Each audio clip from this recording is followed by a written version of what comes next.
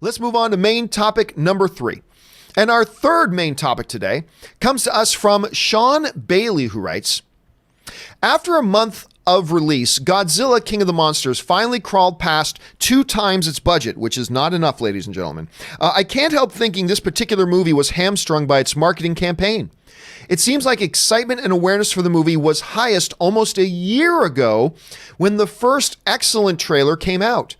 Each subsequent trailer had to work harder and show more of the money shots to maintain that interest, to the point that the epic monster clashes, well, no longer seemed all that epic. All right, thanks a lot for sending that in, Sean. And to put this into perspective for what Sean's talking about, let me bring up the Godzilla numbers here. Godzilla King of the Monsters. Okay, so as of right now for Godzilla King of the Monsters, the movie is currently setting at $102 million domestically, $49 million worldwide. Now, unfortunately, that's not enough. The movie had a $170 million budget. The reports are saying the marketing budget creeped around $100 million. And then when you take off a third of the money of that $349 million that the movie theaters keep, you're still looking at Godzilla still being a money loser at this point. It's losing money. It's not good enough. So what was it? What was the problem? Well, I think the question sent in raises a very, very good point. Because you remember Godzilla, and this is why I think a lot of us were surprised when Godzilla only opened to $47 million. The lowest opening weekend out of the 3 big monster movies so far. The first Godzilla, Kong Skull Island, and now Godzilla King of the Monsters. It opens to the lowest opening out of all 3. And I think the reason a lot of us were so surprised by that was because last year at Comic-Con, when they did their presentation and they debuted the first trailer for Godzilla, everybody was ludicrously excited about it. Everybody was incredibly excited about it. There was such a huge pop that came out of Comic-Con for that trailer and that panel that they had, and everybody was excited and everybody was talking about Godzilla King of the Monsters. The buzz was palatable. You could feel it in the air. It was nuts. But, and however, that was a year ago. That was a year ago that happened. And I believe, there's something I've been talking about for the last while, for the last couple of years, which is I really believe that Hollywood studios start their marketing campaigns, not all the time, but for the most part, Hollywood studios start their marketing campaigns and their push and release their first trailers far too early. Far too early. Because what happens? Buzz has a shelf life. Buzz is not eternal, unless you're talking about Buzz Lightyear. Here's forever. But buzz, excitement, movie buzz, has an expiration date. It's not a preservable. It doesn't just last forever. You create buzz a year ago, guess what? Way to go, but that buzz eventually dies out.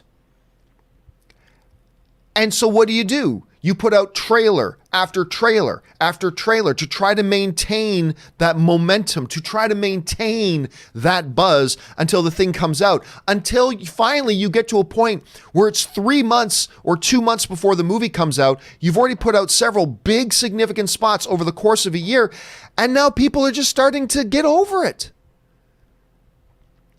I propose this, and let me admit right up front, there is no scientific method here to prove my theory, okay? I'll just admit that up front. There is no scientific method here to prove my theory, but it is my theory nonetheless, and I'll tell you this. Had Godzilla King of the Monsters opened in September of last year, 3 or 4 months, you're 2 or 3 or 4 months out, and somewhere in that window, 2, 3, 4 months outside of when it debuted, its big push at Comic-Con and all that kind of stuff, when the buzz was at its highest, the excitement was at its apex, all that kind of stuff, this movie would have opened to more than $47 million.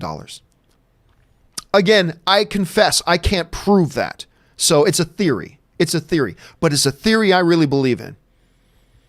If this movie had released 2, 3, 4 months after that Comic-Con panel, you're seeing an opening weekend bigger than $47 million. You could just feel it. You could feel it in all the chats. You could feel it on the different movie shows. You could feel it on Twitter. You could feel it on Instagram. You could feel it on the streets of San Diego. You could feel it. There was a heightened sense of excitement for this movie, but that excitement has a shelf life. And as the months wore on and wore on and wore on and wore on, all that work you did, all that big pop you got, bringing out all your stars and playing the trailer for the first time, it's gone months before your movie ever hits the screen. Months before your movie ever hits the screen. And now you're just trying to play, resuscitation. You're just trying to keep that buzz alive, put out something else. And pretty soon we've had a whole bunch of trailers just, okay, another shot of the big giant monster shooting something out of the sky. Now, I like the trailers. Don't misinterpret me. I liked all the trailers for Godzilla. I loved them all. But even I have to confess that if I look back at it, my excitement for this movie was probably never bigger than it was a year ago. It was probably never bigger. And so what ultimately did Warner Brothers get for all that buzz and that pop that they got from Comic-Con last year for a movie that was still a year away? Ultimately, what did they get out of it? Pretty much 2 squirts of piss is what they got.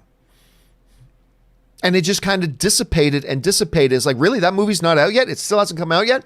And then even I was like, oh yeah, wait, that movie's opening next week? I mean, there's a little bit of that. Now, am I saying, don't misinterpret me here. Am I saying that is the reason why Godzilla is in a money-losing position right now? Am I saying this is the reason that Godzilla only opened to $47 million?